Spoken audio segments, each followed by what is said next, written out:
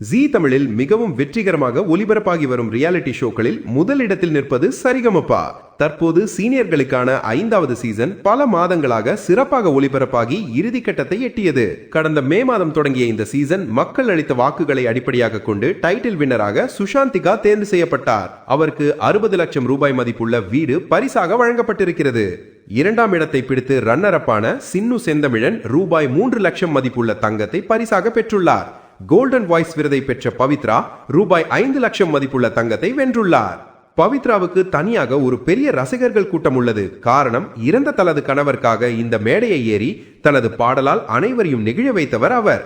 இந்நிலையில் பவித்ரா இறுதி சுற்றுக்கு தேர்வு செய்யப்பட்டதும் தனது ஊருக்கு சென்று தனது கணவர் கல்லறையை சந்தித்துள்ளார். அங்கே 6வது இறுதி சுற்று போட்டியாளருக்காக மேடையில் வழங்கப்பட்ட கிரீடத்தையே கணவரின் கல்லறையில் வைத்து அவருக்கு மரியாதை செலுத்தியுள்ளார். அந்த நெகிழ்ச்சியான தருணம் தற்போது சமூக தளங்களில் வைரலாகி வருகிறது.